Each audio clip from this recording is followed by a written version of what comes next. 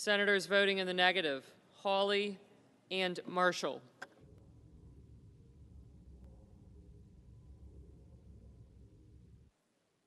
Mr. Crapo, no. Mr. Cornyn, aye.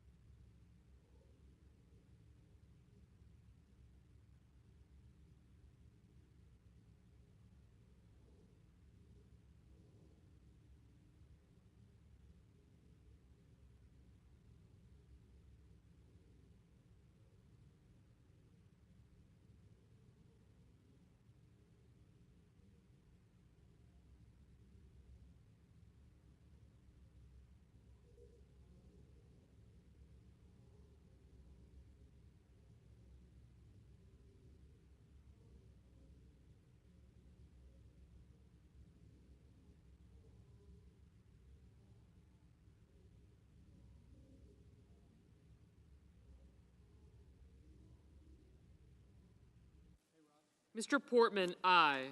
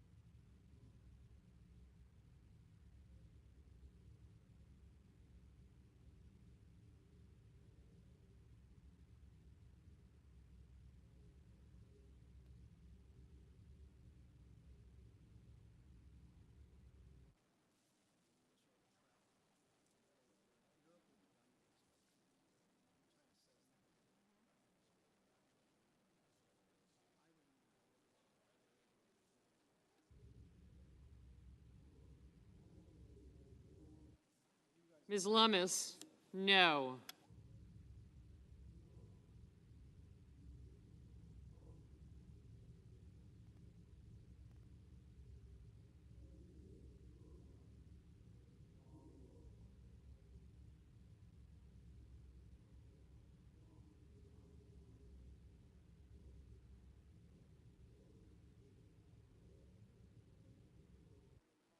Mr. Haggerty, no. Mrs. Capito, aye. Mr. Rounds, aye.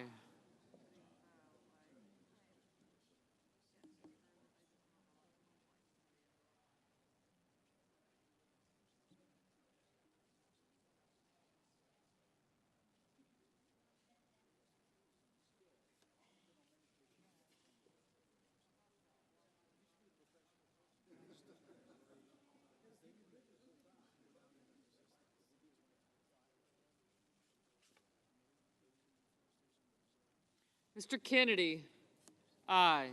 Mr. Ossoff, aye.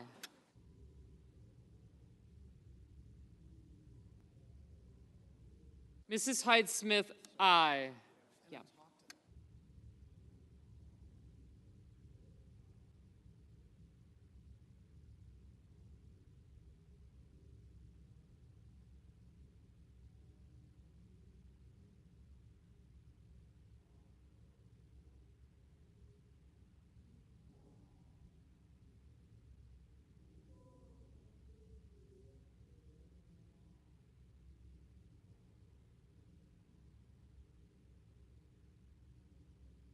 Mr. Burr, aye.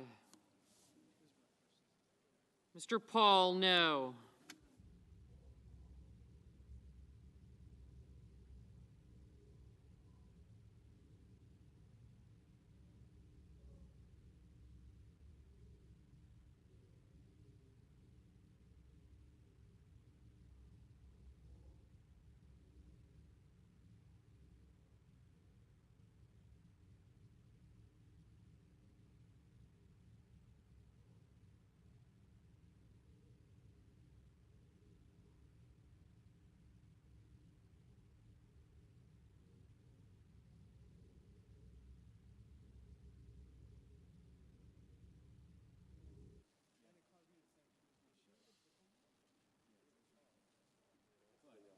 Mr. Grassley, aye.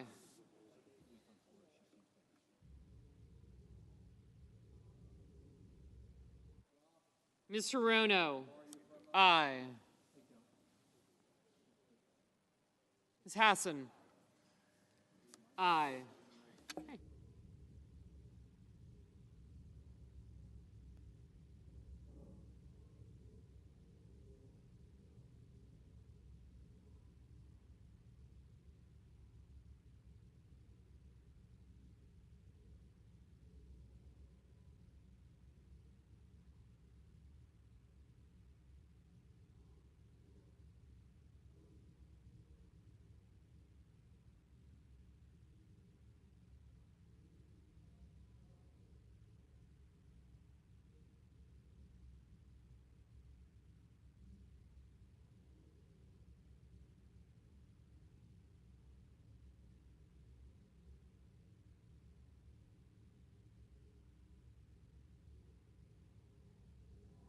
Mrs. Blackburn, no. Mr. Rubio, no.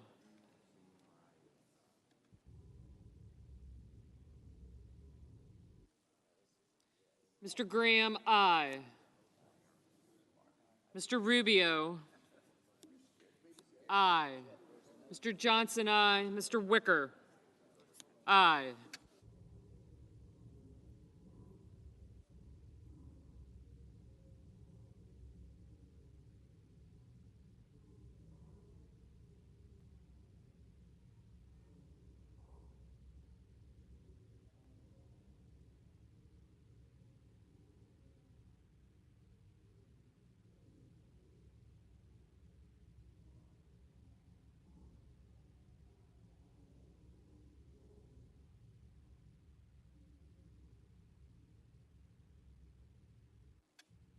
Mr. Peters, aye.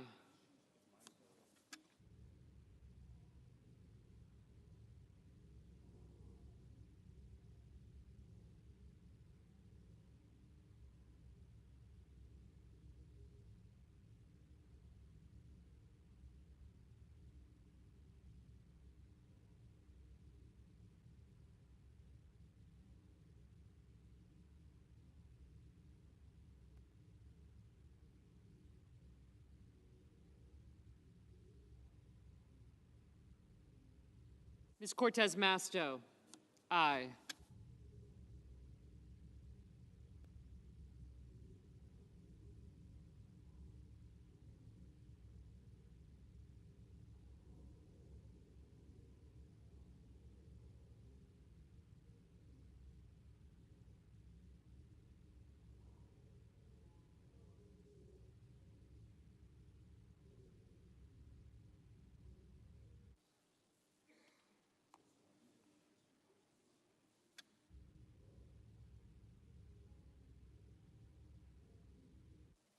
Mr. Wyden, aye.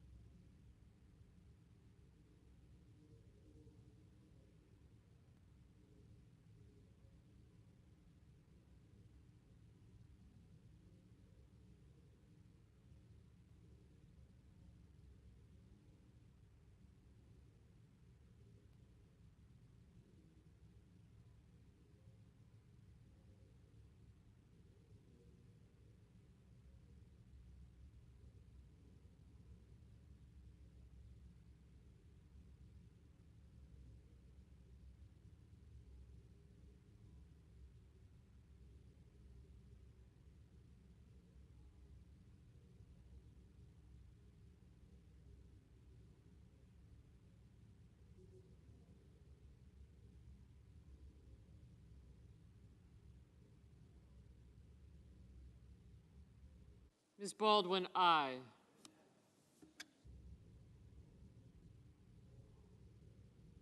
Mrs. Fisher, aye.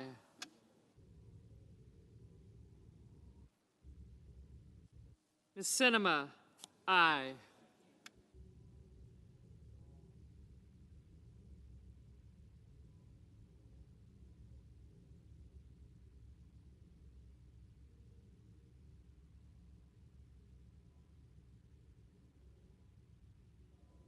Mr. Bennett, aye.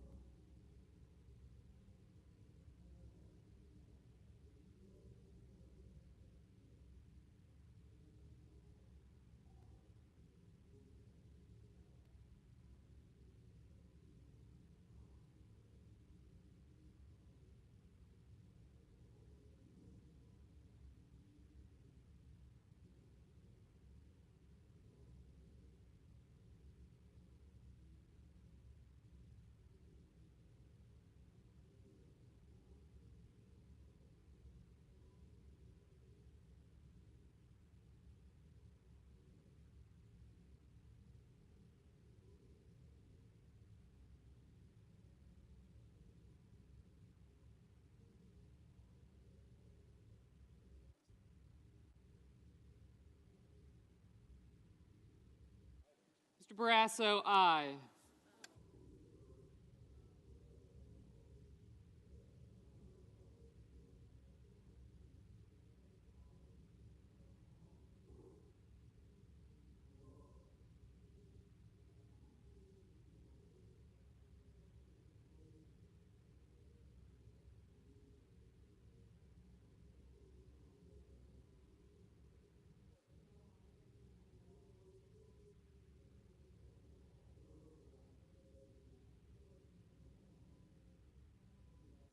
Mr. Romney, aye.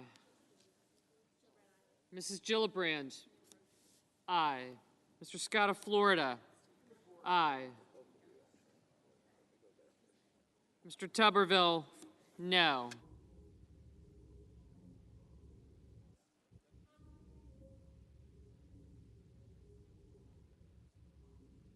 Mr. Schumer, aye.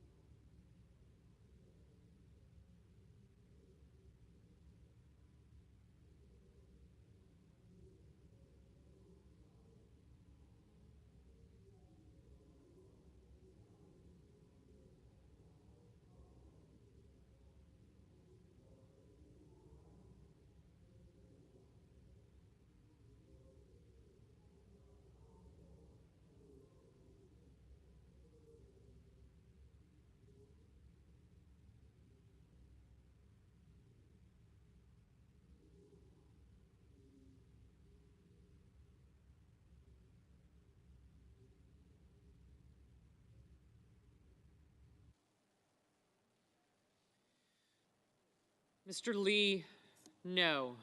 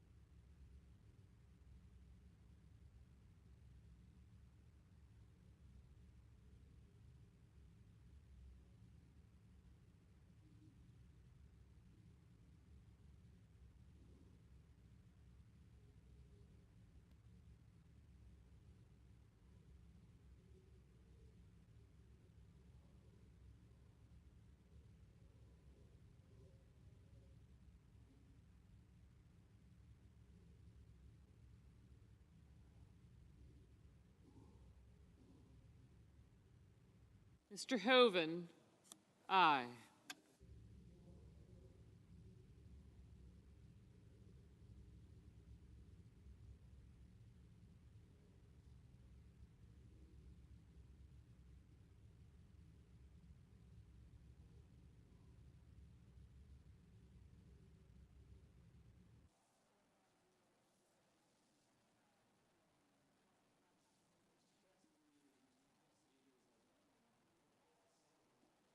Mr. Cassidy, aye.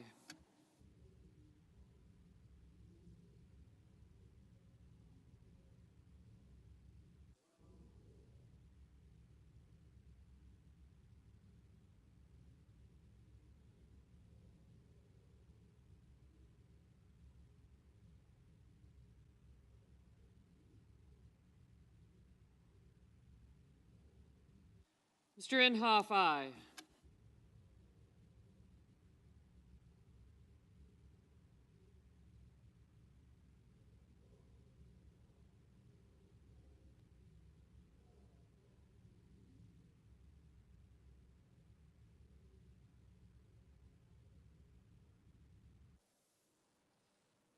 Ms. Warren, aye.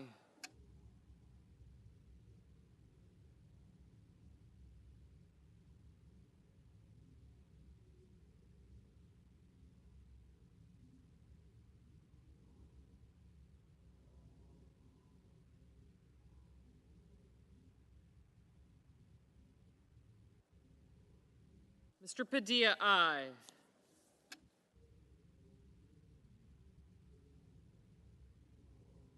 Mr. Murphy, aye.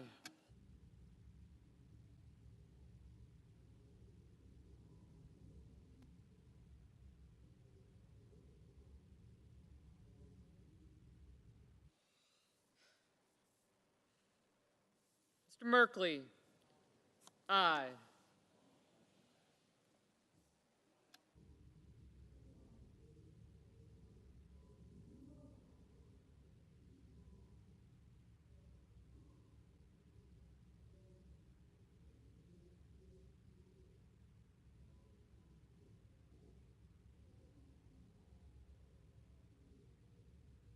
Mr. Manchin, aye. Mr. Kelly, aye.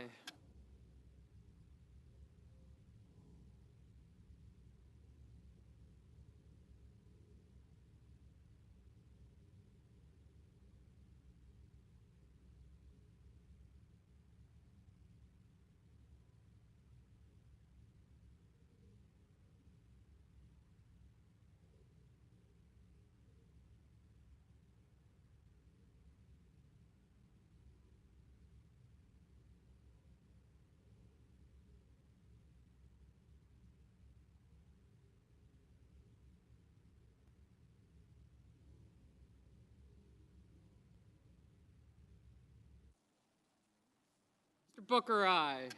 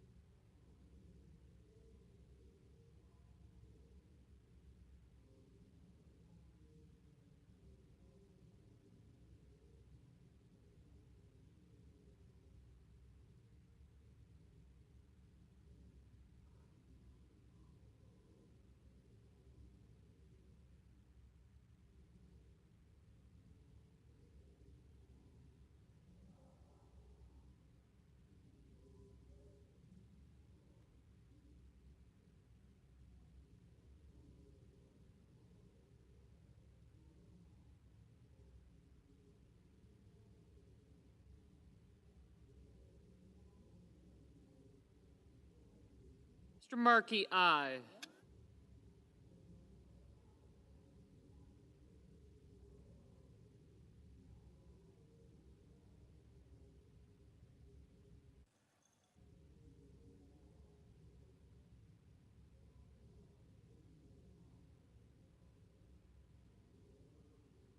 Mr. Sanders, aye.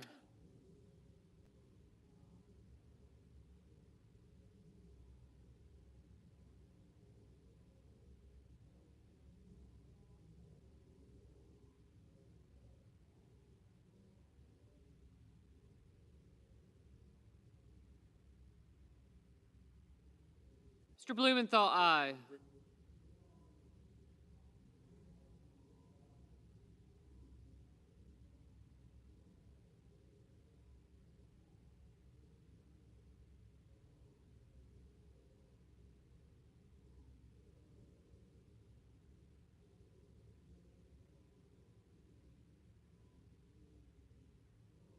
Mr. Blunt, aye. Mr. King, aye. Mr. Bozeman, no. Mr. Scott of South Carolina, aye. Mr. Braun, no.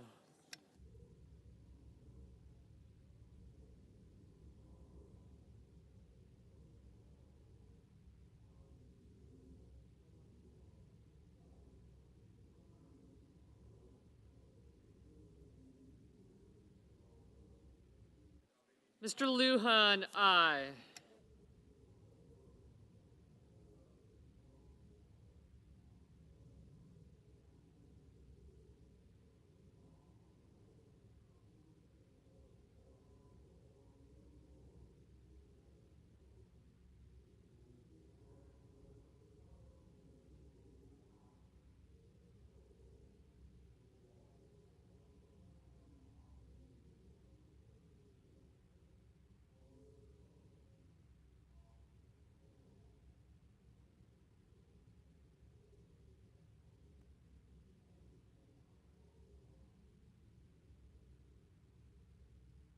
Mr. Daines, aye.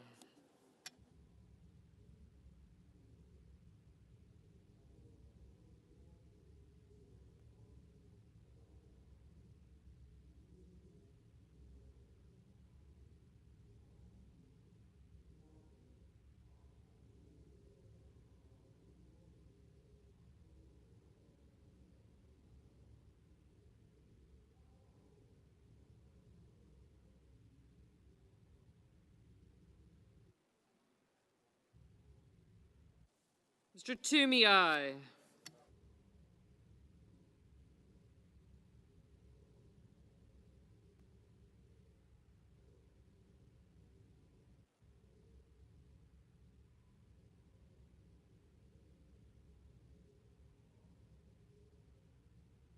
Mr. Whitehouse, aye.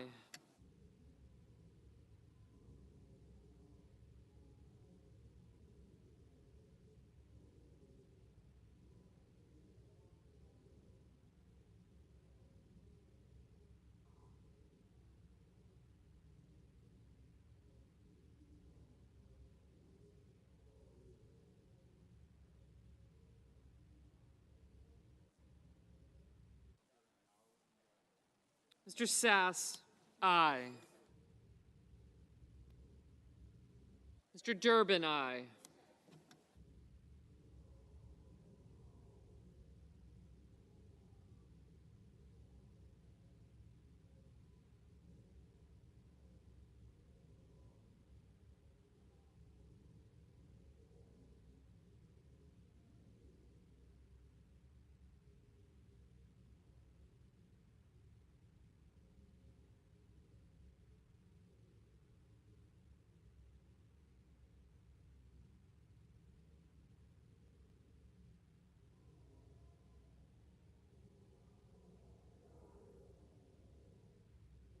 Mr. Kramer, aye.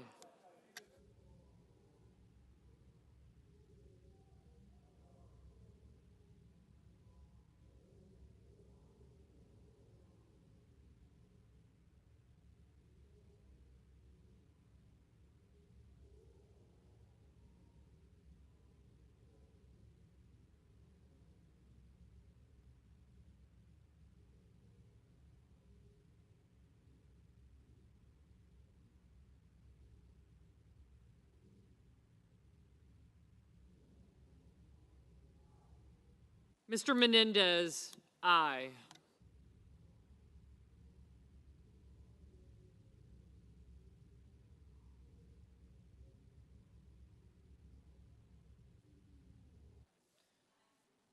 Mr. Cotton, aye. Mrs. Shaheen, aye.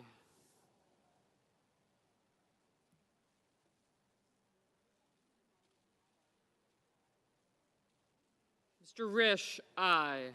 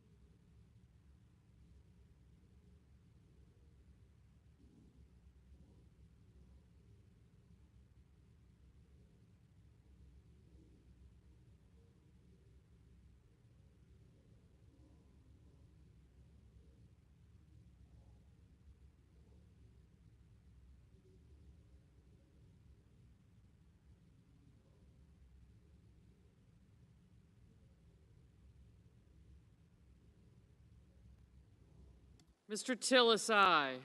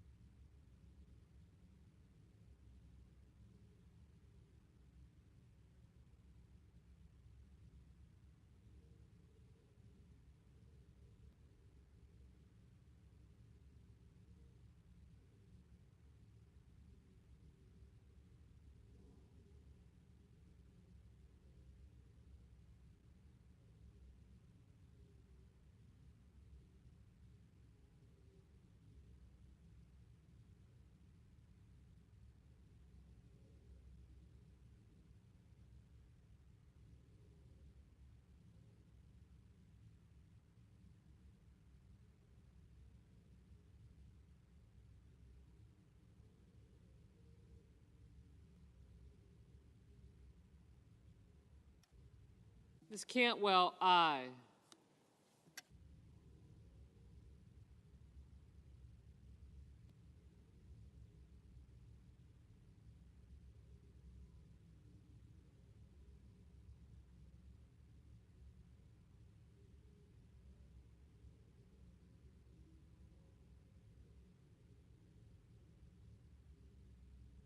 Mr. McConnell? Aye. Ms. Klobuchar? Aye.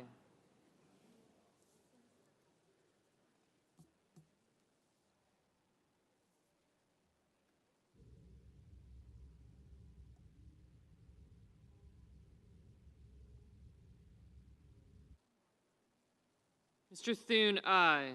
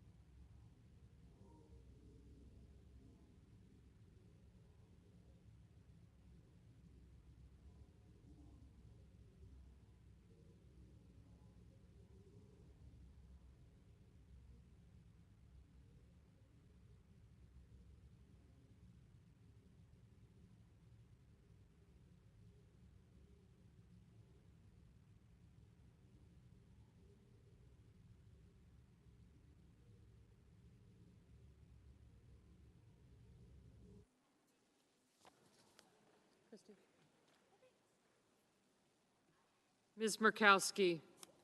Aye.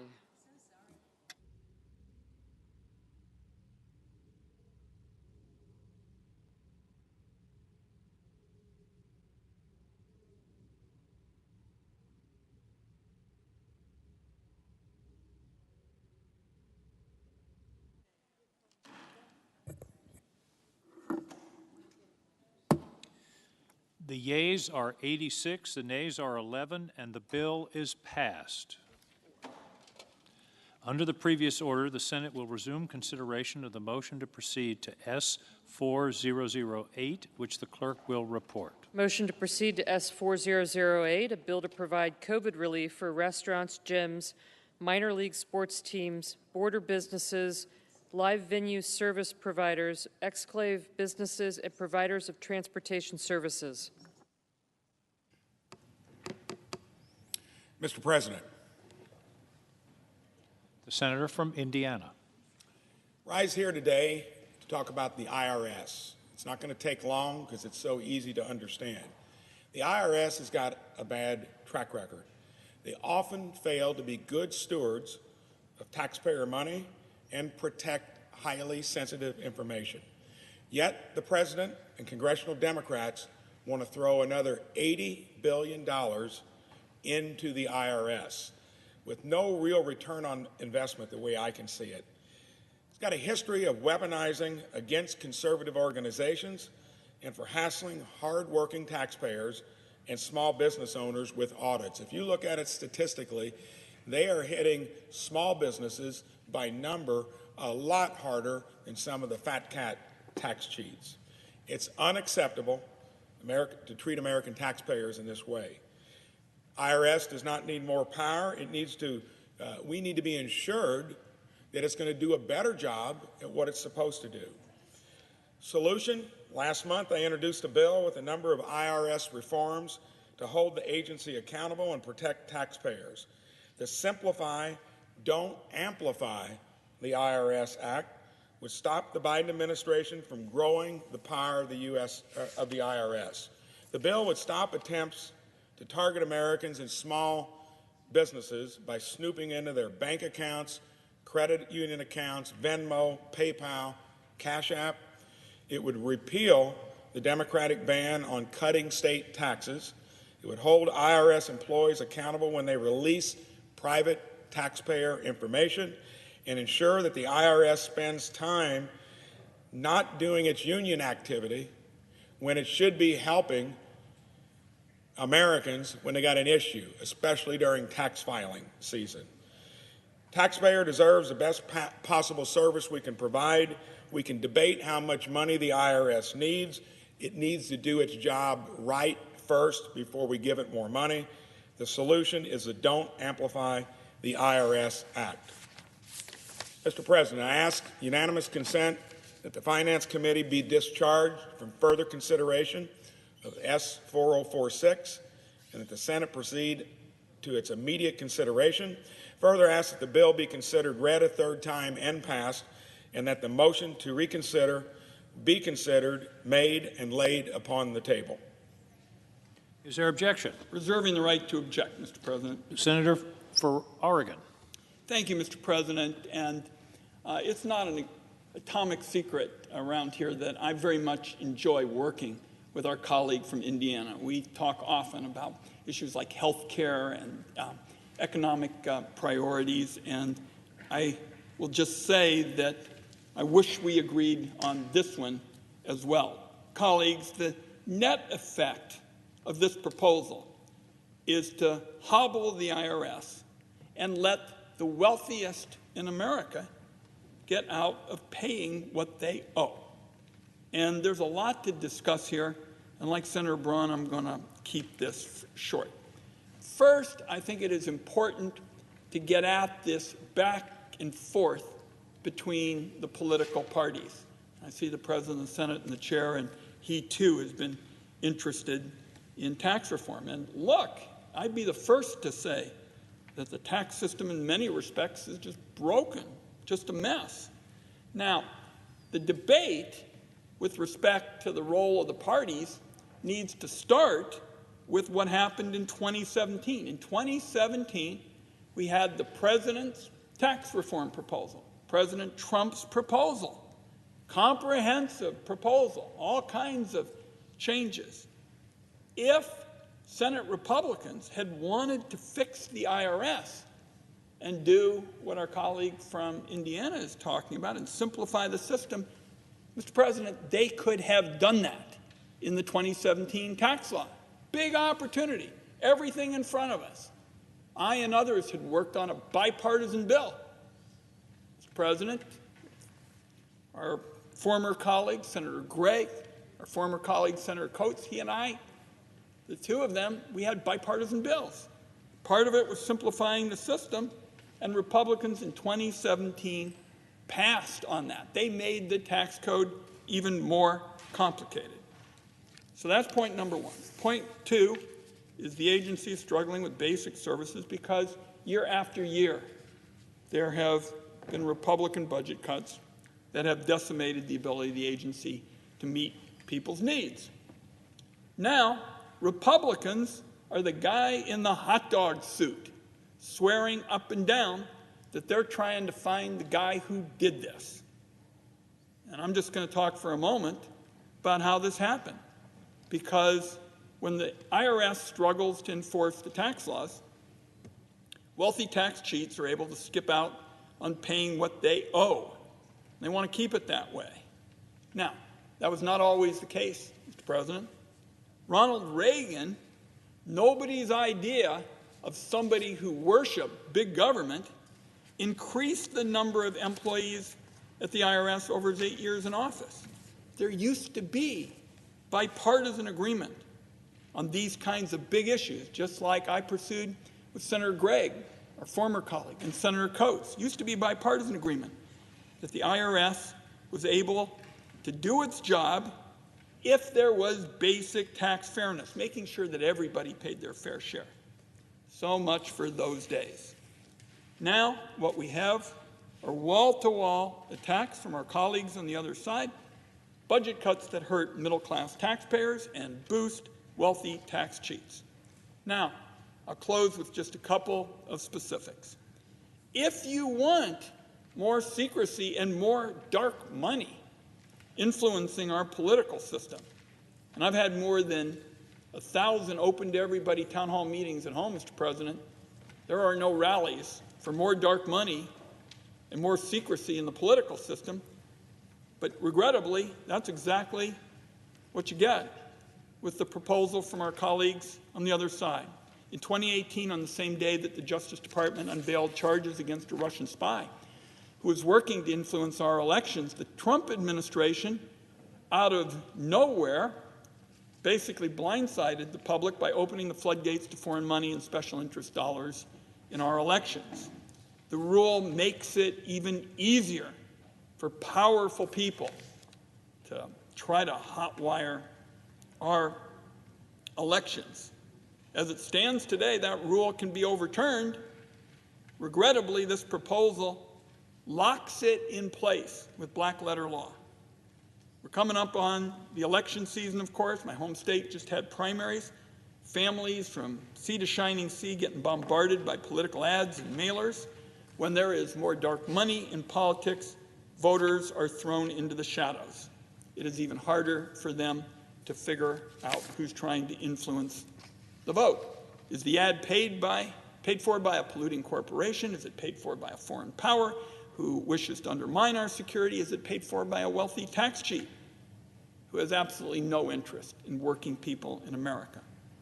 Across the street, there are 6 Republicans on the Supreme Court who seem to look at every opportunity and embrace it to have more dark money make its ways into the nooks and crannies of our political system, Mr. President.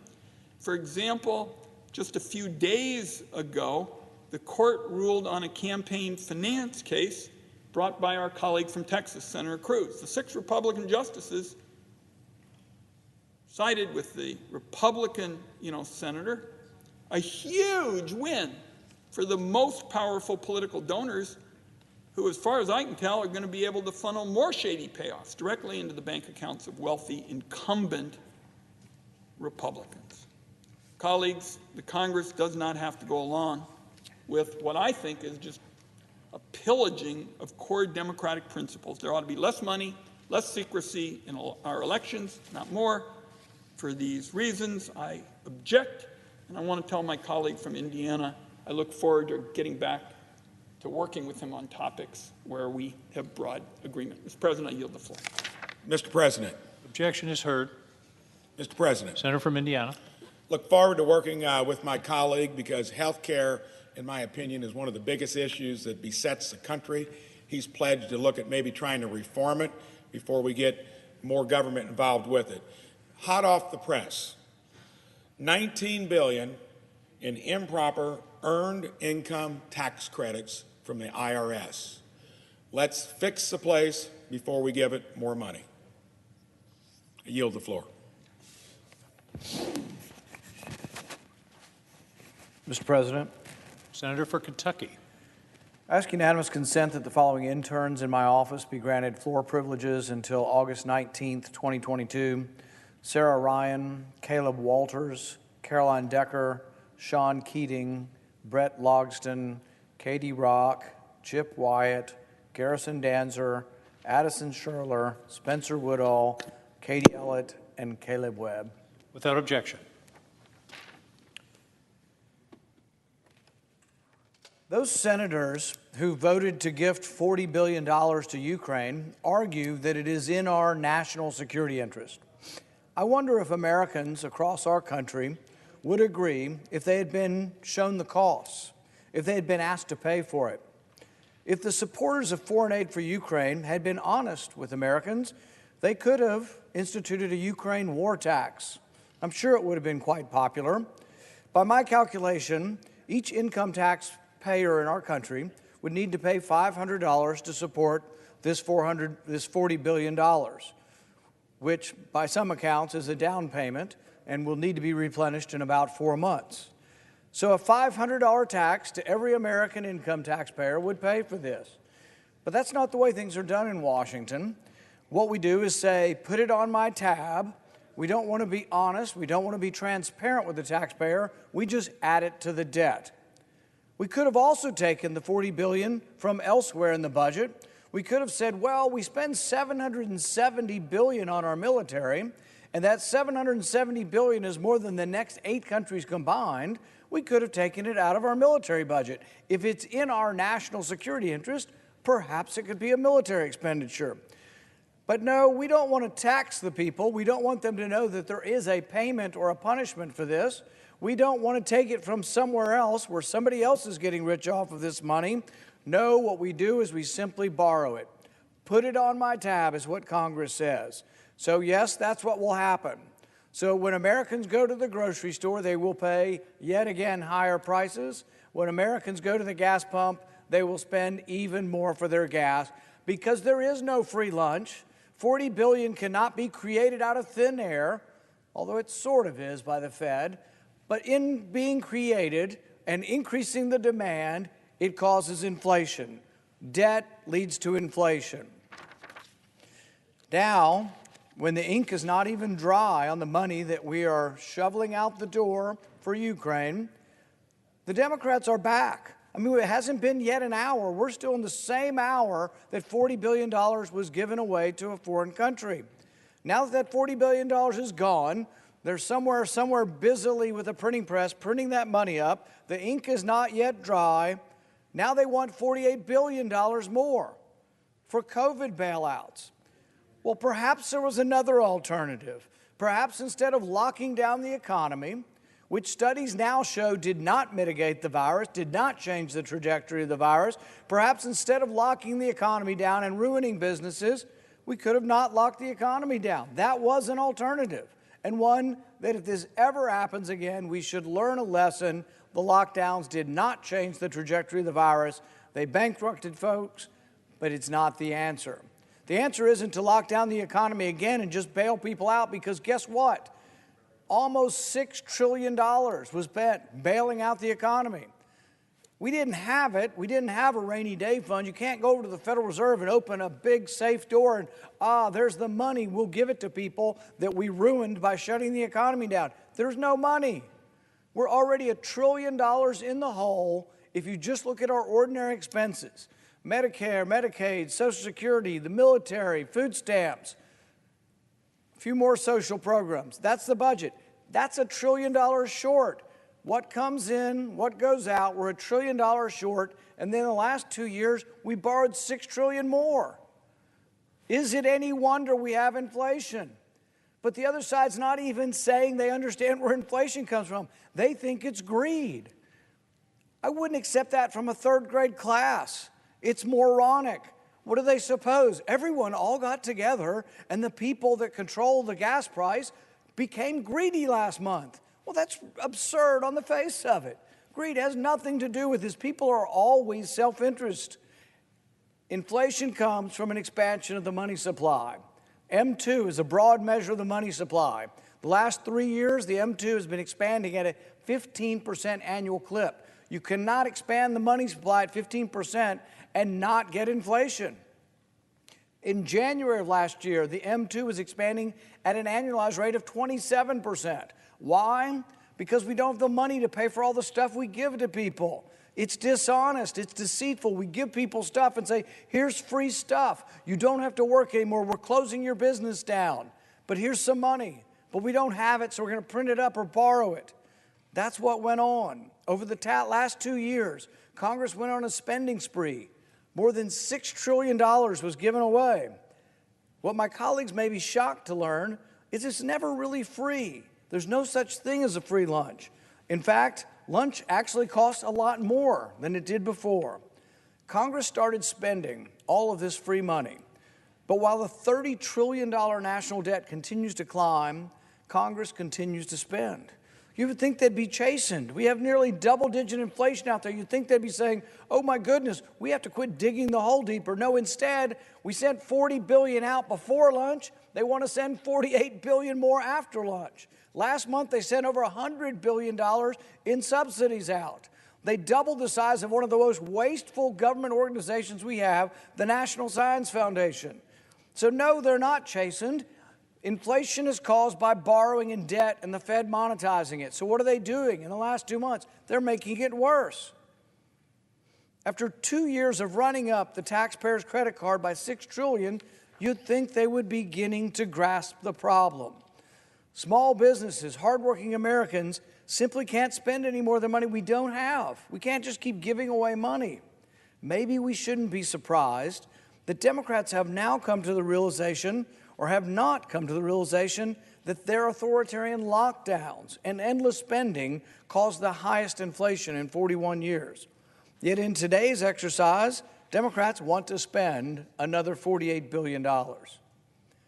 Where's the emergency? The lockdowns have mostly been ended over the last year, and yet there's this all, hurry up, we must print up more money. The $40 billion we gave to Ukraine's the ink's not even dry, but we got to shovel out another $48 billion. Where is the emergency? There'll be $40 billion in this for restaurants. New grants will go to yachts, yacht clubs, limousine businesses, racket clubs, and luxury gyms. And minor league sports. Oh boy, we have an emergency that we need to get the minor league sports involved with the bailout. While Americans across the country are getting poor, Americans can't afford to put the gas in their car to go on vacation. Americans are losing income every day. The average American family is paying $100 more every week. $100 more. $5,200 a year is being lost to inflation for the average American family. What are we doing to protect them? I have great sympathy for businesses that were forced to shut down during the pandemic. The lockdowns should never have happened, but we have no evidence that the COVID lockdowns and restrictions altered the trajectory of the virus or saved one life. Petty tyrants have shut down businesses not based on science, but based on a perverted political science. No government check, no passing out of a bailout can beat the operating of the market. The marketplace is the only thing that created the great wealth of our country and the only thing that can continue to help us.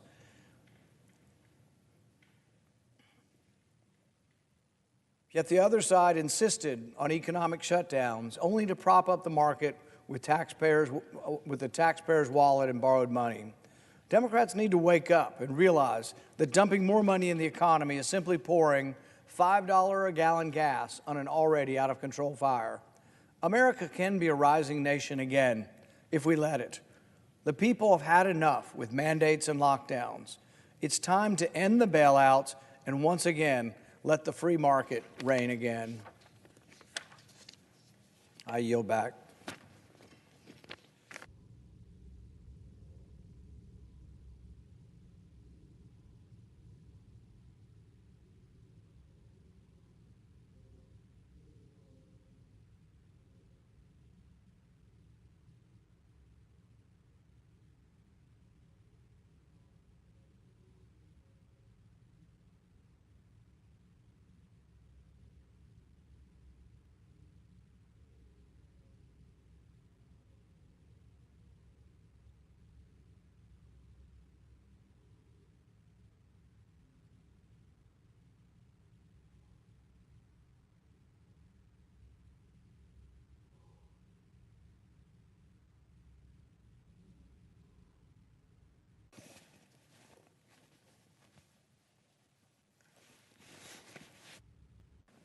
Mr. President.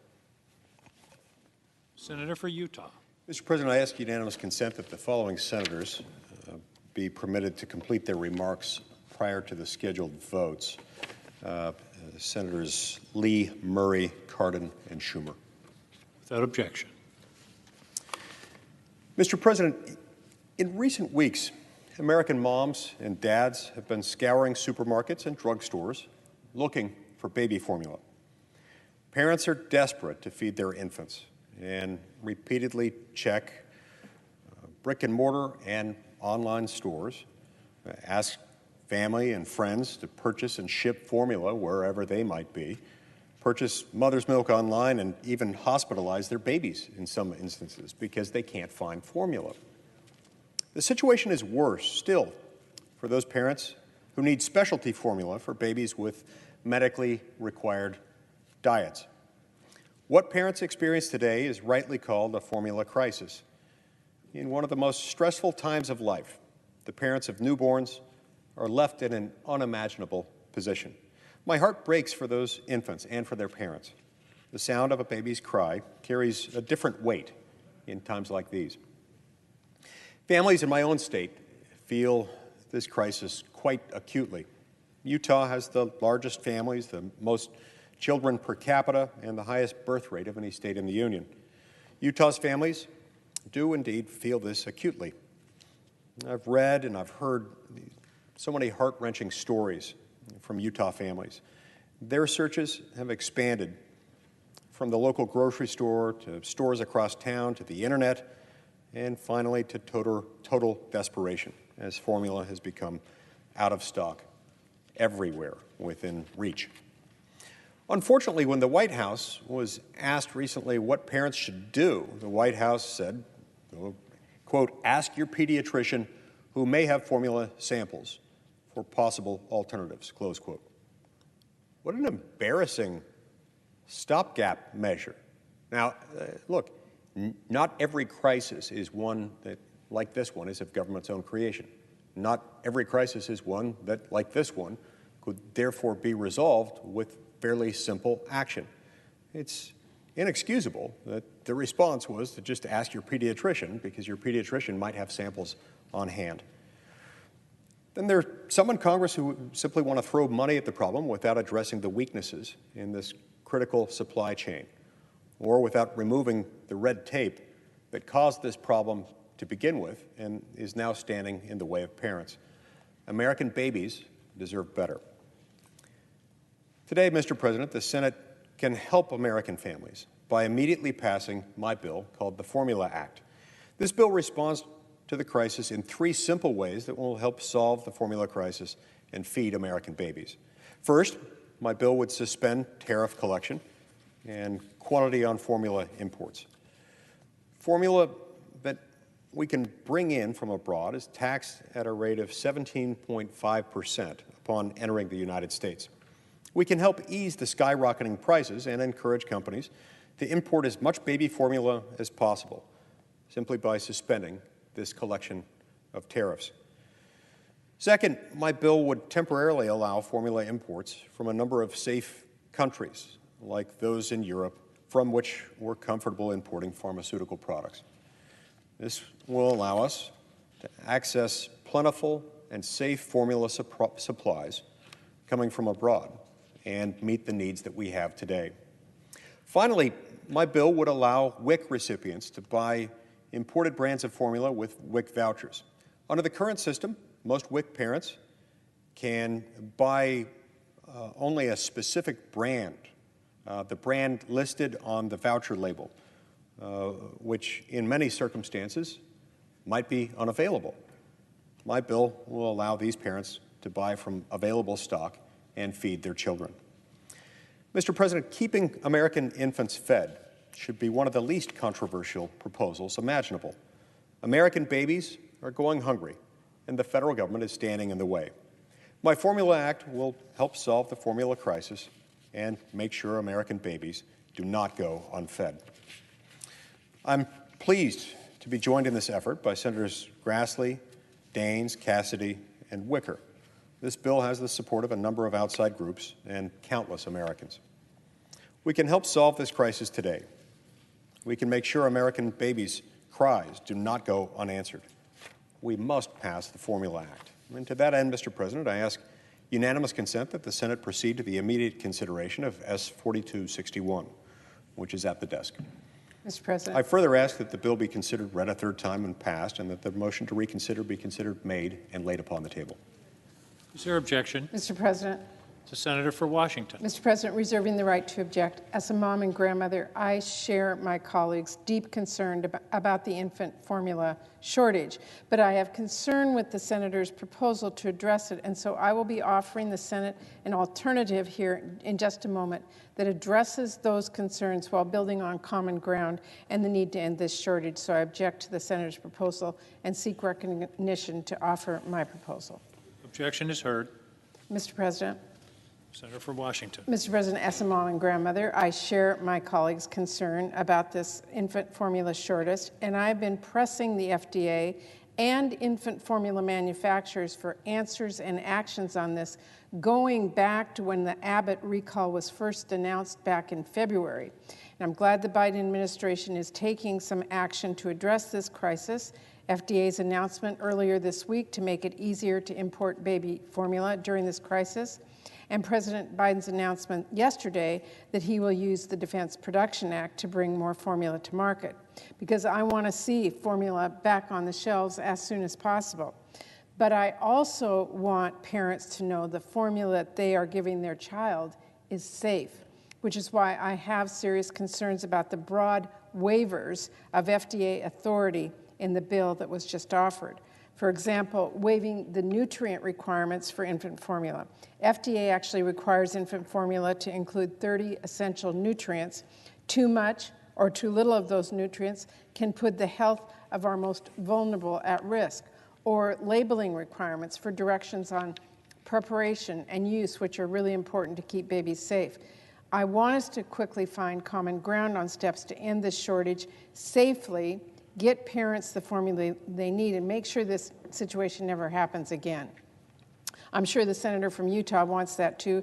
I really do think we can get this done, and that's why I'd like to offer to pass another bill I have right now, which ensures FDA can take the steps to increase supply without compromising standards, and which, similar to Senator Lee's bill, would waive tariffs on importing baby formula during this crisis.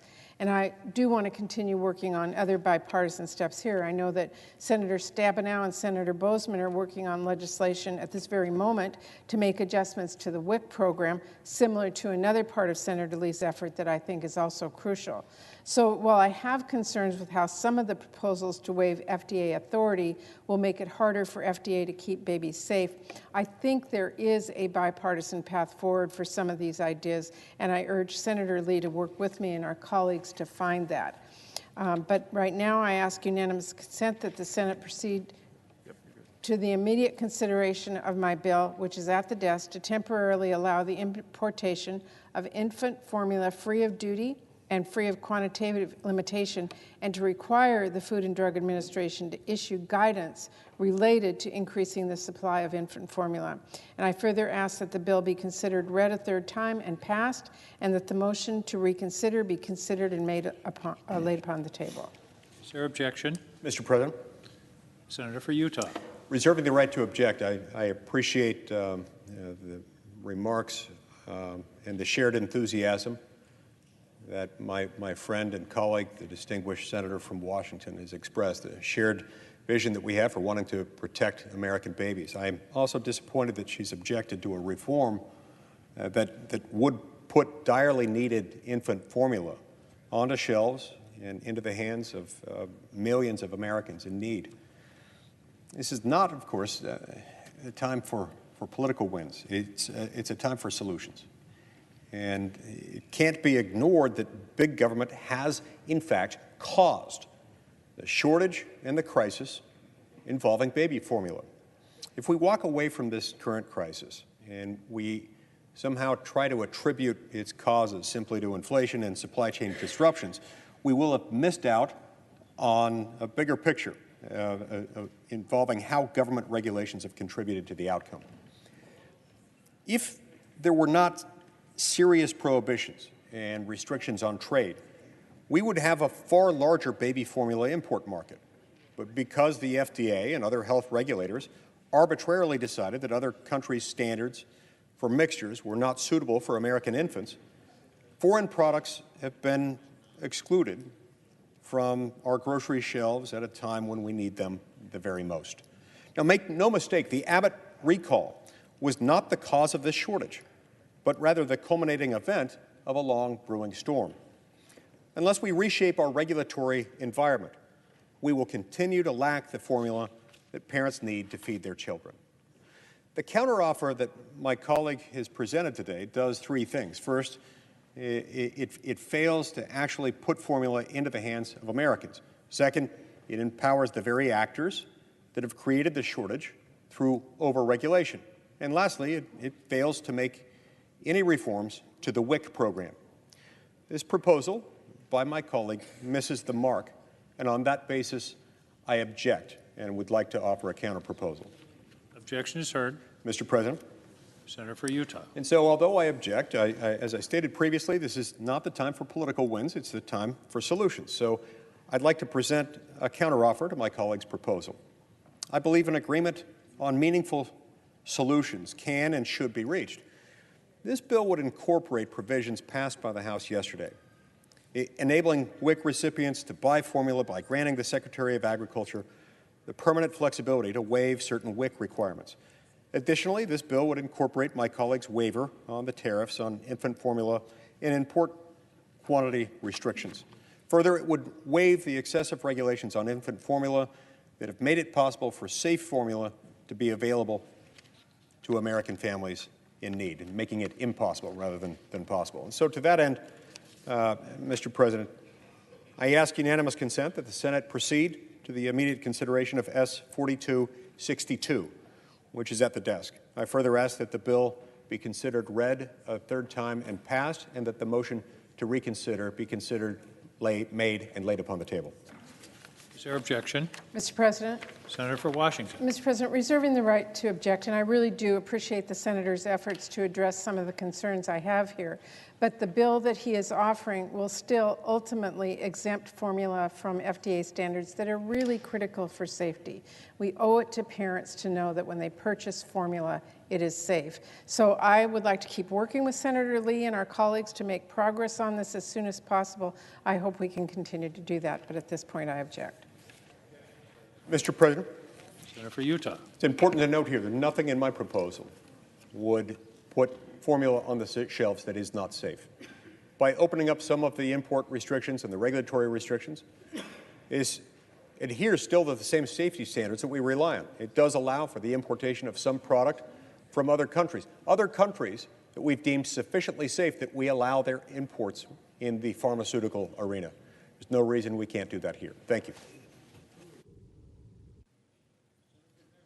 Mr. President, shortly we're going to be voting on a motion to proceed for S 4008. This is the bill that will replenish the Restaurant Revitalization Fund for the 170,000 restaurants that were shut out of getting funds when the program was first enacted. 100,000 got the relief, 170,000 were shut out through no fault of their own.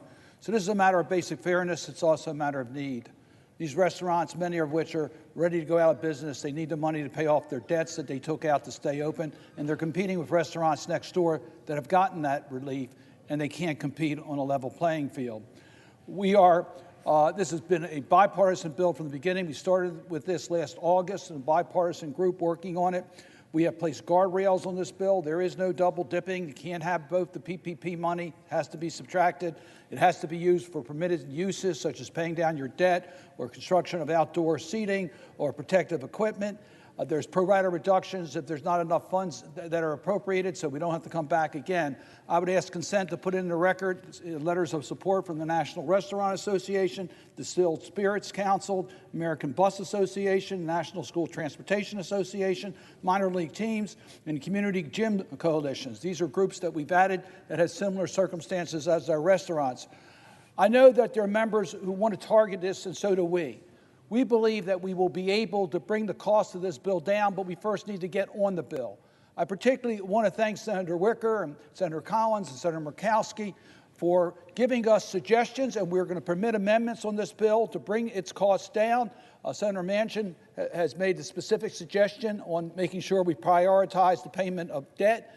We also believe we can target this to the small businesses that need it the most. I want to thank Senator Ossoff. I want to thank Senator Murphy. I want to thank Senator King, our president there, and so many of our other members who have been working with us in order to get this bill to the finish line. I would urge my colleagues to vote for the motion to proceed. This is a cloture. This is not the final passage. This is to get on the bill so we can take up amendments, target it to those small businesses that desperately need it. We have offsets in the bill. It's a responsible bill. It needs to be passed. It carries out our commitment, and I would urge our colleagues to support the legislation. Majority Leader. Mr. President, thank you. Now, 2 years after the start of COVID, our country has come very far, but it would be a dreadful mistake to think the work is done. Today, the Senate should vote to move forward to give America's restaurants, local gyms, minor league teams, and other small businesses a much-needed lifeline. We will give our restaurants a much-needed lifeline to get back on their feet after the pandemic.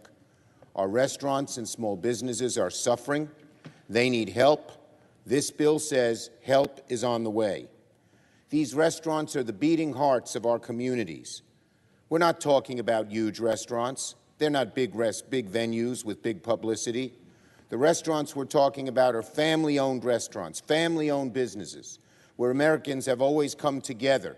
They're the beating hearts of our communities. To have banks foreclose on these places because they're struggling with loans left over from COVID when they were forced to close would be a tragedy for jobs lost, for the communities affected, and for creating future prosperity. So the Senate should be leaping into action to support our restaurants and small businesses. I want to thank the diligent, persistent work by the great senator from Maryland, Ben Cardin, the work he has done. I want to thank his partner, Senator Wicker. This is a bipartisan bill. And to just debate how we can help these vital parts of the American economy, these vital parts of American communities, is not too much to ask. I urge both sides of the aisle for a strong yes vote. I yield the floor and ask for the yeas and nays.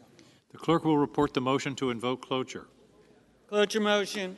We, the undersigned senators, in accordance with the provisions of Rule 22 of the Standing Rules of the Senate, do hereby move to bring to a close the debate on the motion to proceed to calendar number 344, S4008, a bill to provide COVID relief for restaurants and so forth, signed by 17 senators. By unanimous consent, the mandatory quorum call has been waived. The question is it the sense of the Senate that debate on the motion to proceed to S4008, a bill to provide COVID relief for restaurants, gyms, minor league sports teams, border businesses, live venue service providers, exclave businesses, and providers of transportation services shall be brought to a close. The yeas and nays are mandatory under the rule. The clerk will call the roll. Ms. Baldwin, Mr. Barrasso, Mr. Bennett, Mrs. Blackburn.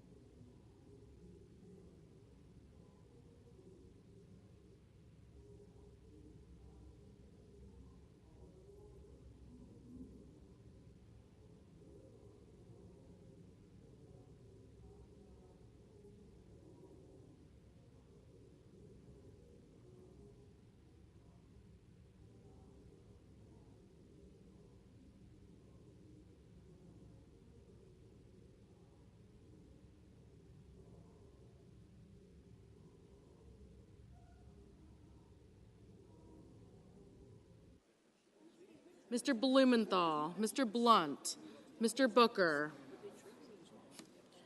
Mr. Bozeman, Mr. Braun, Mr. Brown, Mr. Burr, Ms. Cantwell, Mrs. Capito, Mr. Cardin, Mr. Carper, Mr. Casey, Mr. Cassidy, Ms. Collins, Mr. Coons, Mr. Cornyn, Ms. Cortez Masto,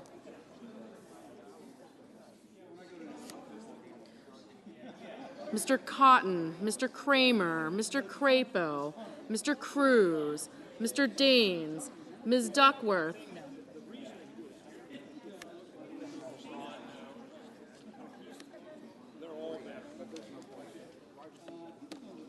Mr. Durbin, Ms. Ernst, Mrs. Feinstein, Mrs. Fisher, Mrs. Gillibrand, Mr. Graham, Mr. Grassley, Mr. Haggerty, Ms. Hassan, Mr. Hawley, Mr. Heinrich, Mr. Hickenlooper, Ms. Hirono, Mr. Hoven, Mrs. Hyde-Smith, Mr. Inhofe, Mr. Johnson, Mr. Kane, Mr. Kelly, Mr. Kennedy, Mr. King, Ms. Klobuchar, Mr. Lankford, Mr. Leahy, Mr. Lee,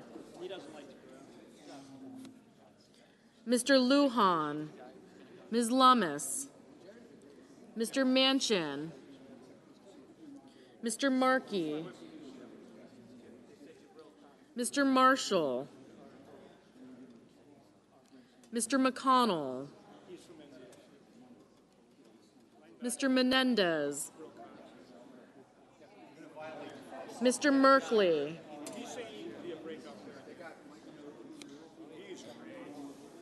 Mr. Moran, Ms. Murkowski,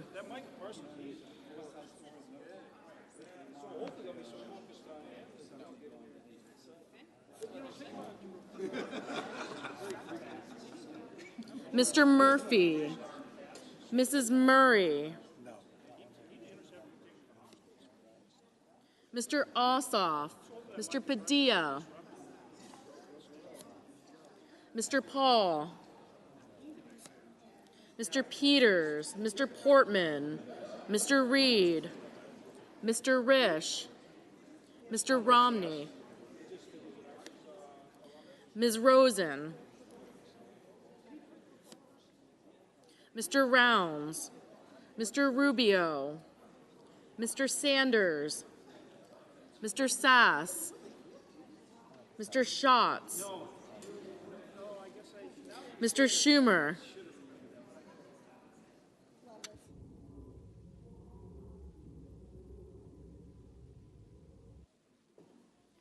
Mr. Scott of Florida, Mr. Scott of South Carolina, Mrs. Shaheen, Mr. Shelby,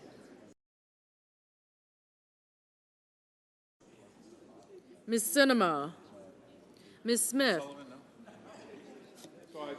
Ms. Stabenow, Mr. Sullivan, Mr. Tester, Mr. Thune, Mr. Tillis, Mr. Toomey, Mr. Tuberville, Mr. Van Hollen, Mr. Warner,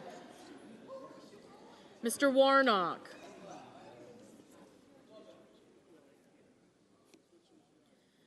Ms. Warren, Mr. Whitehouse, Mr. Wicker, Mr. Wyden, Mr. Young,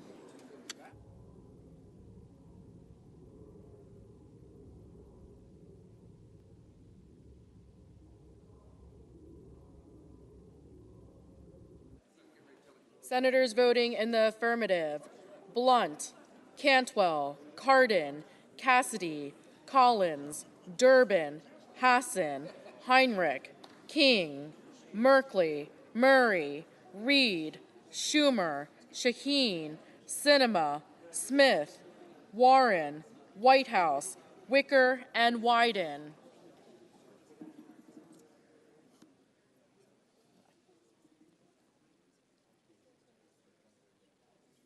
Senators voting in the negative: Barrasso, Blackburn, Bozeman, Braun, Capito, Cornyn, Cotton, Cruz, Daines,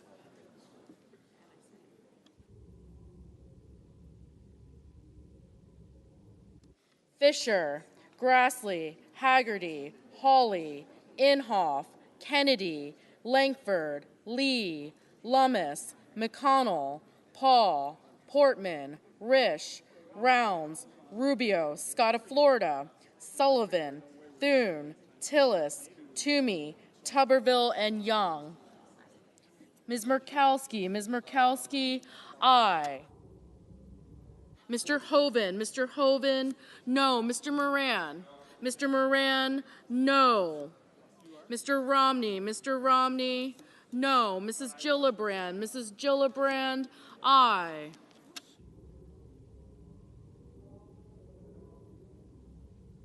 Mr. Hickenlooper, aye.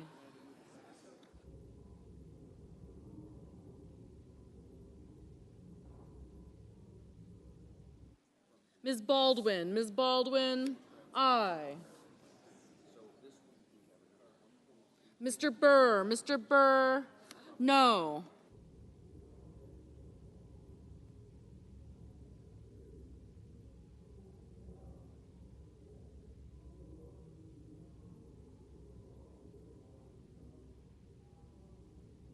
Mr. Kane, aye.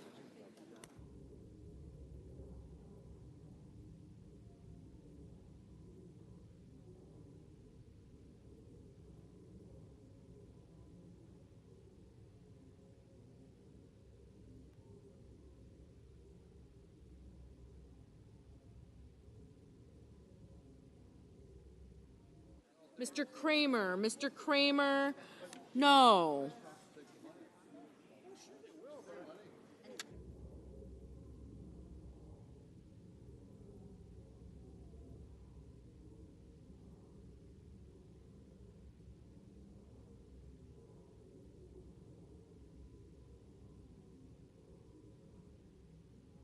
Mr. Schatz, aye.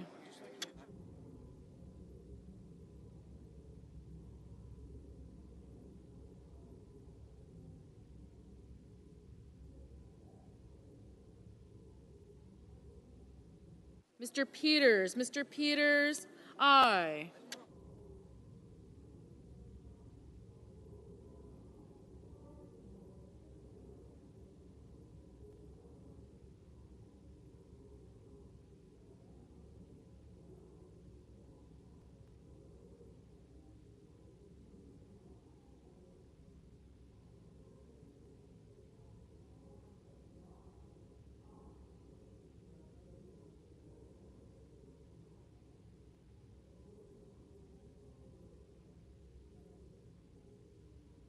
Mr. Johnson, no.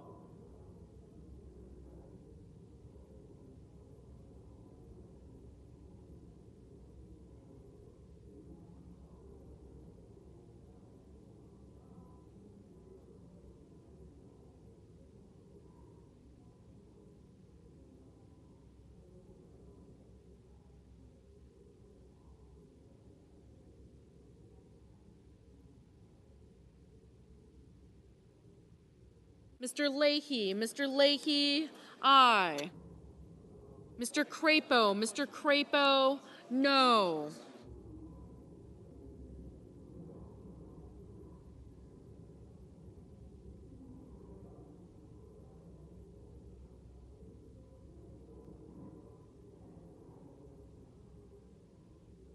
Mr. Ossoff, aye. Mr. Warner, aye.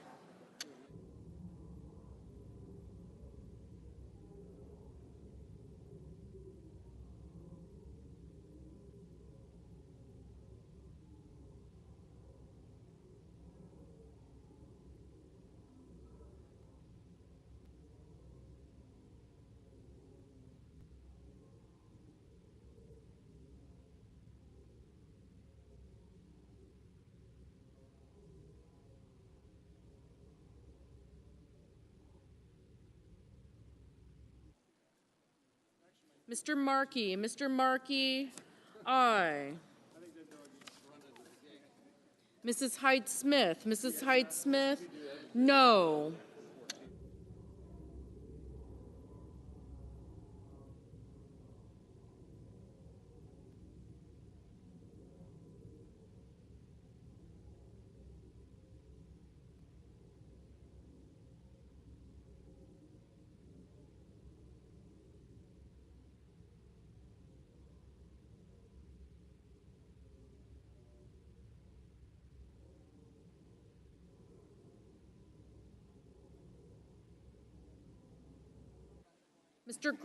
Mr. Graham, no.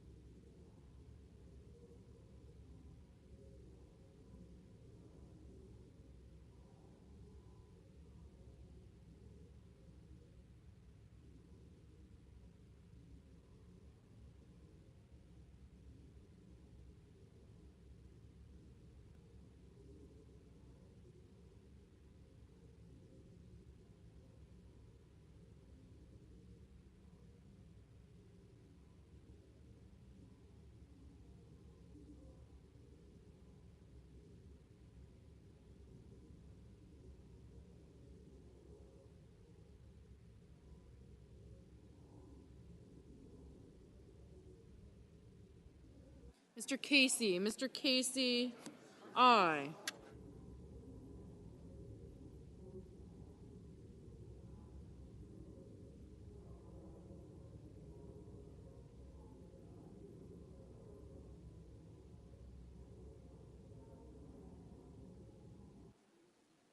Mr. Sass. Mr. Sass, no.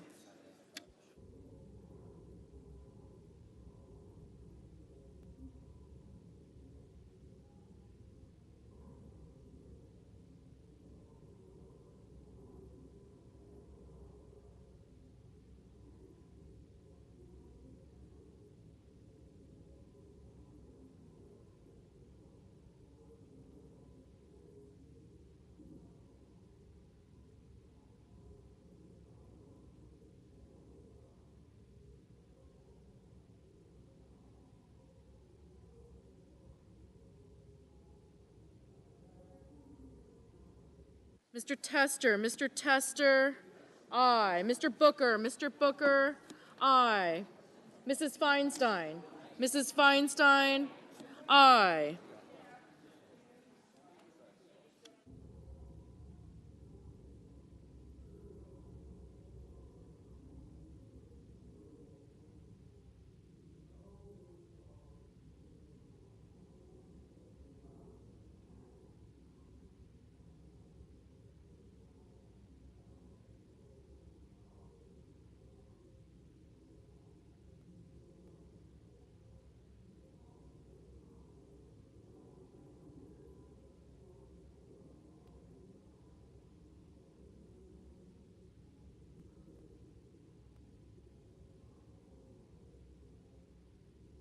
Mr. Bennett, aye.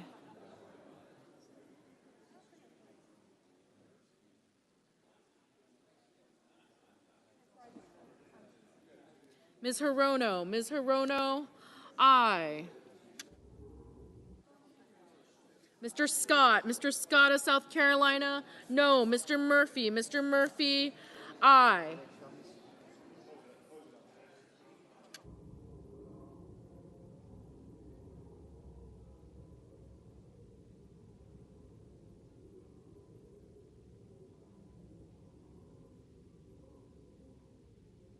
Mr. Menendez, aye.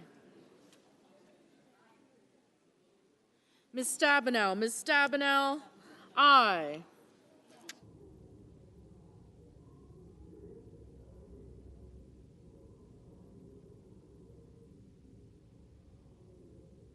Mr. Shelby, no.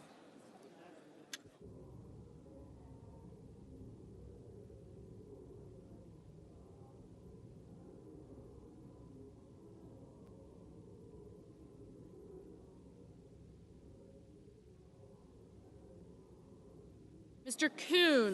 Coons, aye.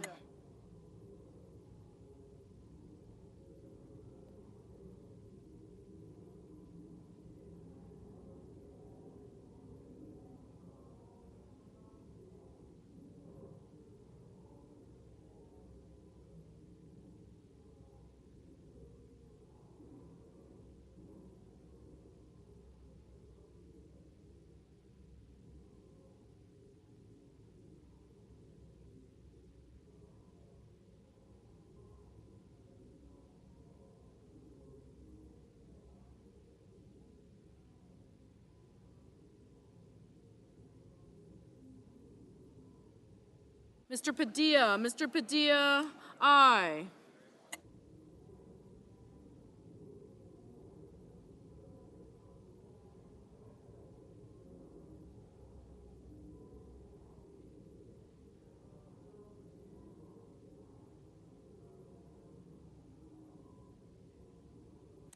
Ms. Cortez Masto,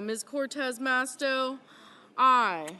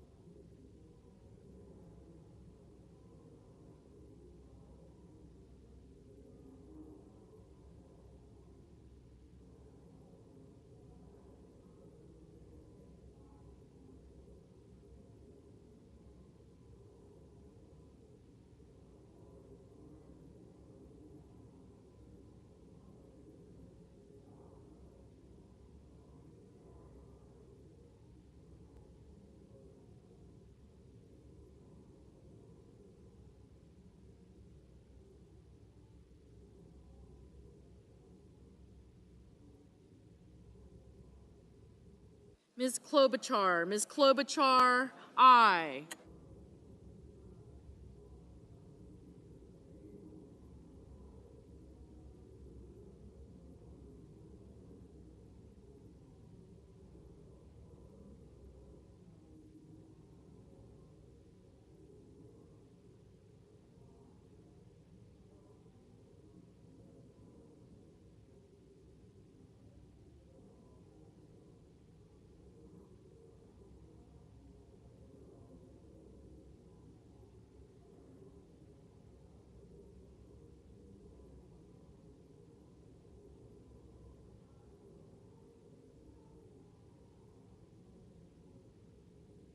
Mr. Manchin. Mr. Manchin, aye.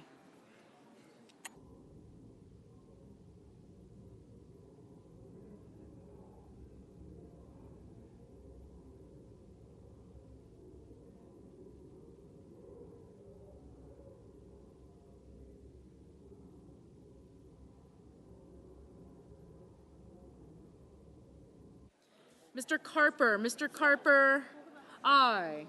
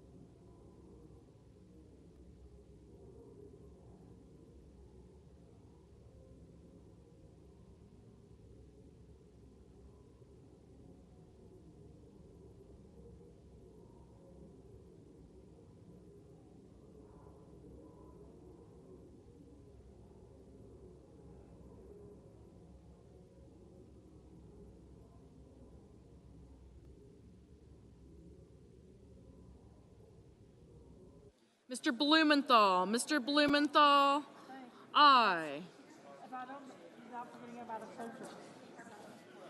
Mr. Kelly. Mr. Kelly, aye.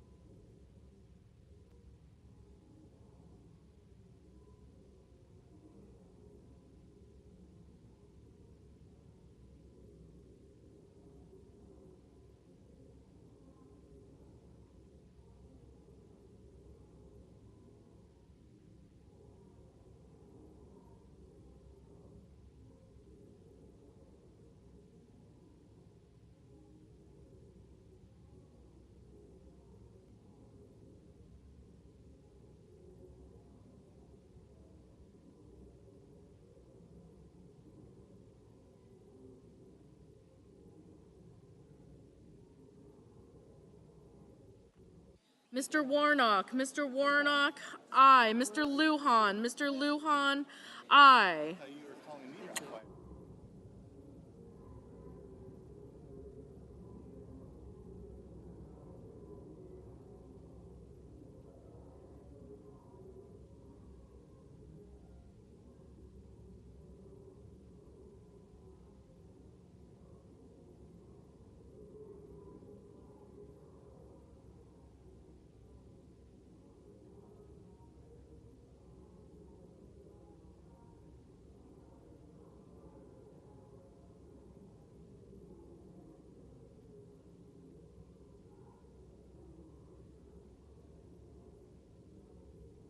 Mr. Sanders. Mr. Sanders, aye.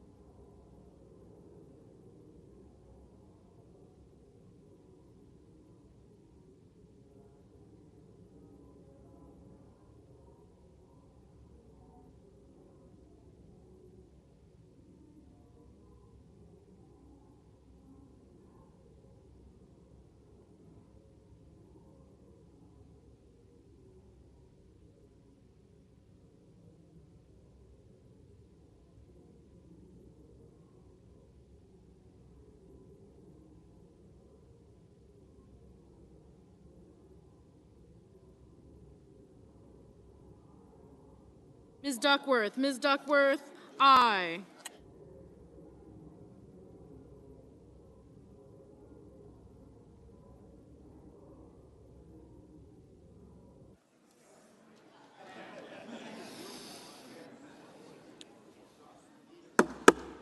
On this vote, the yeas are 52, the nays are 43. 3/5 of the senators duly chosen and sworn not having voted in the affirmative, the motion is not agreed to. The clerk will report the motion to invoke cloture. Cloture motion. We, the undersigned senators, in accordance with the provisions of Rule 22 of the Standing Rules of the Senate, do hereby move to bring to a closed debate on the nomination of Executive Calendar 855 Stephanie Dawkins Davis of Michigan to be United States Circuit Judge for the Sixth Circuit, signed by 17 senators. By unanimous consent, the mandatory quorum call has been waived. The question is it the sense of the Senate that debate on the nomination of Stephanie Dawkins Davis of Michigan to be United States Circuit Judge for the Sixth Circuit shall be brought to a close? The yeas and nays are mandatory under the rule. The clerk will call the roll. Ms. Baldwin. Peters. I got Collins. Peters, aye. Shoot. Yep, I got you. Thank you. Got you. Yeah. Cornyn. Oh, I'm so sorry. Murray. Cantwell. Shelby, Chipperfield. I got you. Cinnamon. Lummis, no? Lummis. Thank you. I got it. Liquor. Yeah, I got her. Got you. Langford is no. Thank you. Thank you.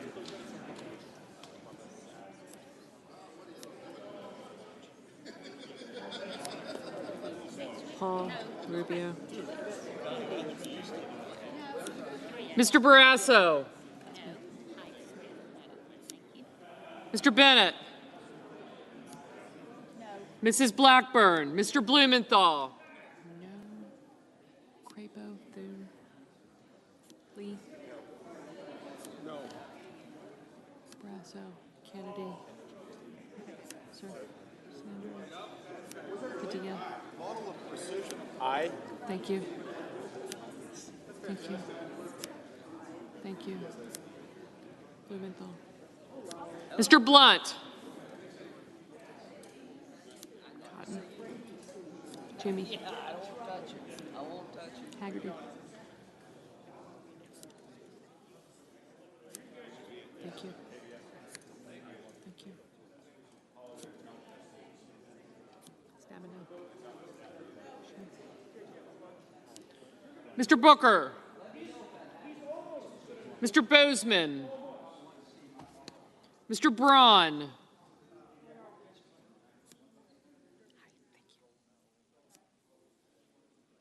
Mr. Brown. Mr. Burr. Ms. Cantwell. Mrs. Capito. Mr. Cardin.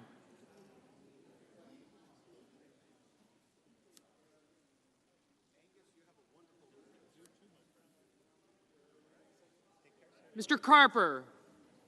Mr. Casey. Mr. Cassidy. Ms. Collins. Mr. Coons. Mr. Cornyn. Ms. Cortez Masto. Mr. Cotton. Mr. Kramer. Mr. Crapo. Mr. Cruz. Mr. Daines. Ms. Duckworth, Mr. Durbin, Ms. Ernst, Mrs. Feinstein, Mrs. Fisher, Mrs. Gillibrand, Mr. Graham, Mr. Grassley, Mr. Haggerty, Ms. Hassan, Mr. Hawley, Mr. Heinrich, Mr. Hickenlooper, Ms. Hirono, Mr. Hoven, Mrs. Hyde-Smith, Mr. Inhofe, Mr. Johnson, Mr. Kane, Mr. Kelly, Mr. Kennedy, Mr. King, Ms. Klobuchar, Mr. Langford, Mr. Leahy, Mr. Lee, Mr. Lujan, Ms. Lummis, Mr. Manchin, Mr. Markey, Mr. Marshall, Mr. McConnell, Mr. Menendez, Mr. Merkley, Mr. Moran, Thank you. Ms. Murkowski. Thanks. Mr. Murphy, Mrs. Murray, Mr. Ossoff, Mr. Padilla, Mr. Paul, Mr. Peters, Mr. Portman, Mr. Reed, Mr. Risch, Mr. Romney, Ms. Rosen, Mr. Rounds, Mr. Rubio, Mr. Sanders, Mr. Sass, Mr. Schatz, Mr. Schumer, Mr. Scott of Florida, Mr. Scott of South Carolina, Mrs. Shaheen, Mr. Shelby, Ms. Sinema, Ms. Smith, Ms. Stabenow, Mr. Sullivan, Mr. Tuster, Mr. Thune, Mr. Tillis, Mr. Toomey, Mr. Tuberville, Mr. Van Hollen, Mr. Warner, Mr. Warnock, Ms. Warren, Mr. Whitehouse, Mr. Wicker, Mr. Wyden, Mr. Young.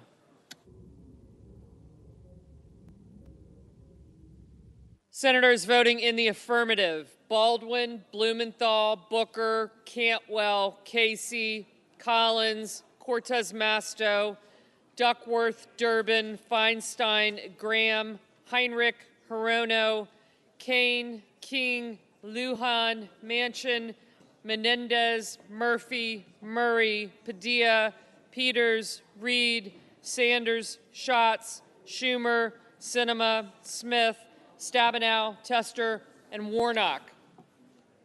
Senators voting in the negative: Barrasso, Blackburn, Bozeman, Burr, Cornyn, Cotton, Crapo, Daines, Fisher, Grassley, Haggerty, Hoven, Hyde-Smith, Johnson, Kennedy, Lankford, Lee, Lummis, Paul, Romney, Rubio, Sass, Scott of South Carolina, Shelby, Thune, Toomey, Tuberville, and Wicker.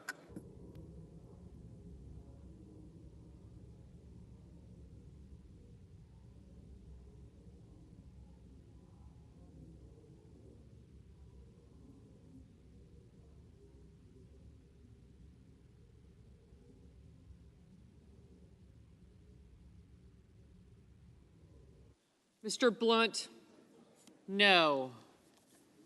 Mr. Carper, aye.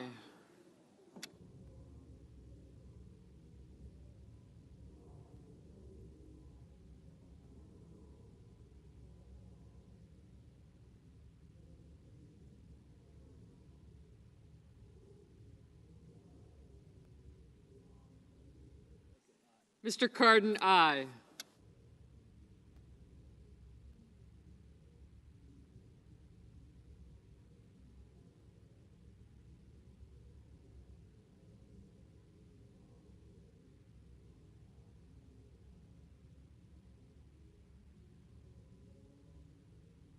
Mr. Warner, aye.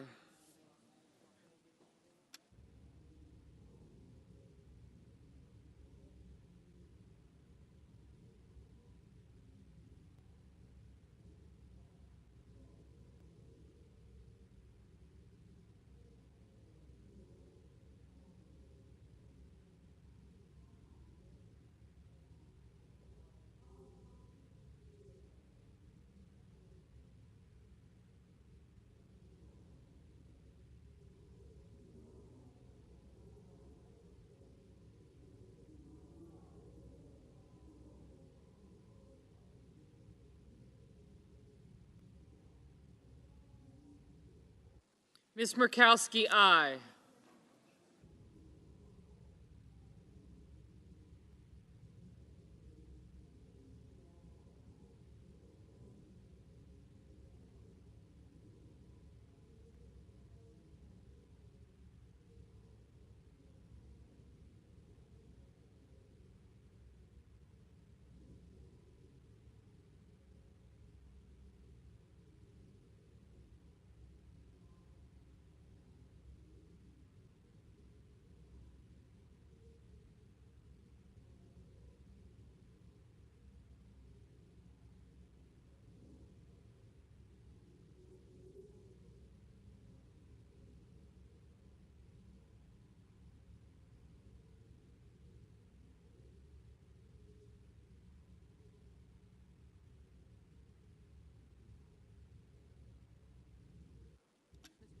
Mr. Coons, aye.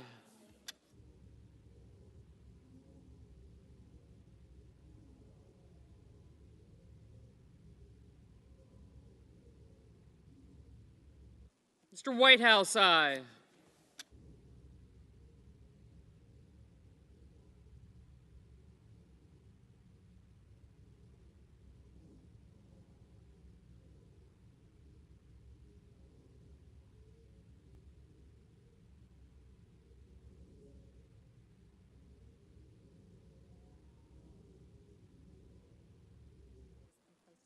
Ms. Klobuchar, aye.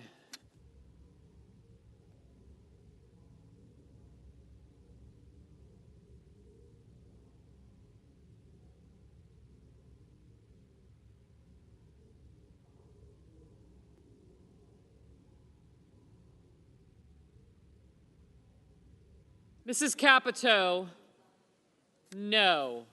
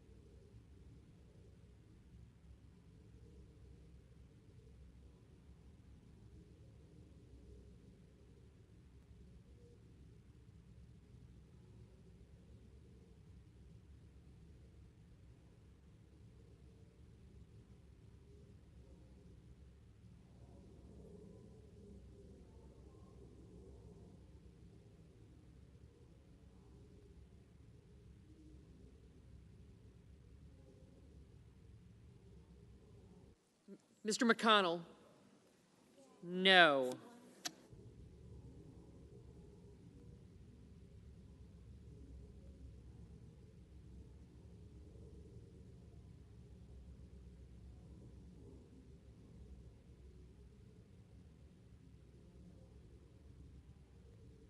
Mr. Cruz, no.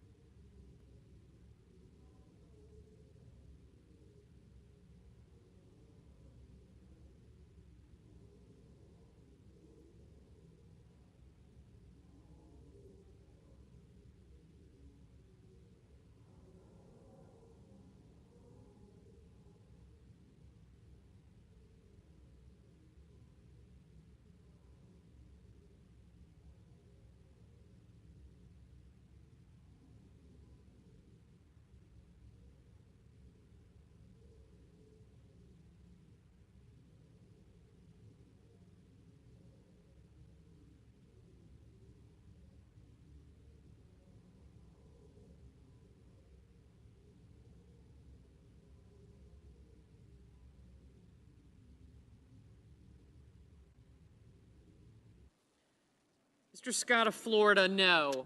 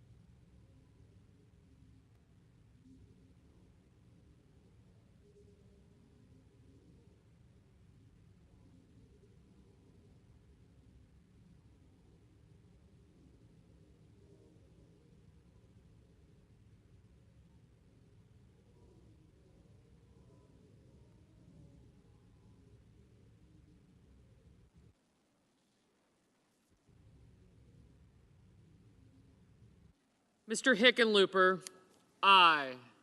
Mrs. Gillibrand, aye.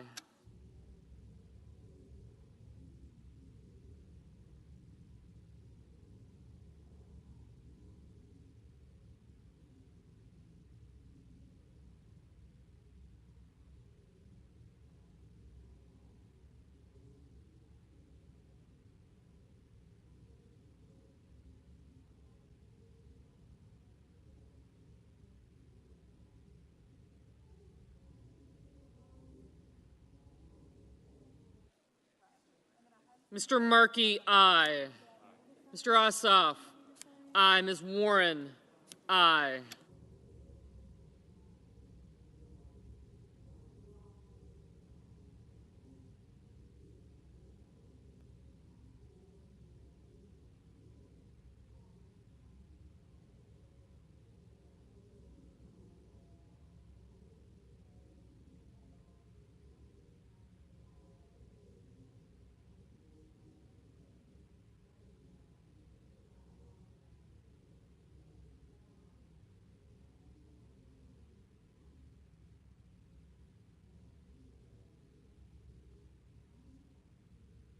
Mr. Risch, no.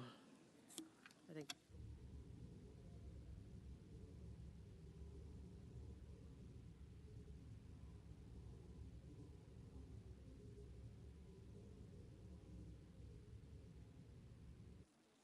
Mr. Hawley, no.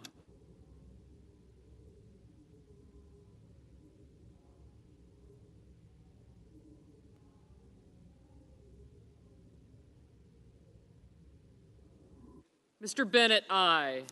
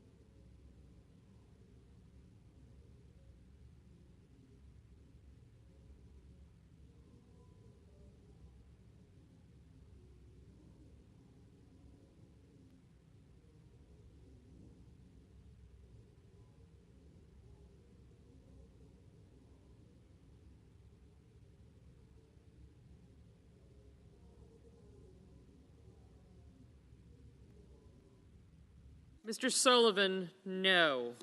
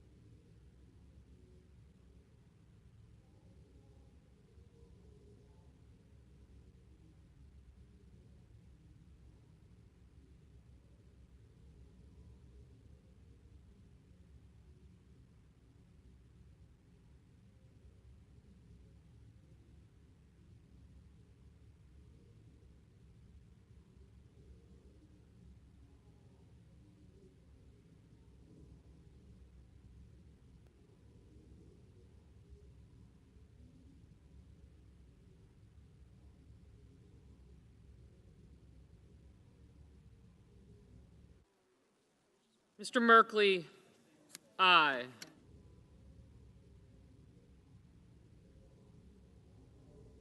Mr. Wyden, aye. Thank you. And then Mr. Leahy, aye.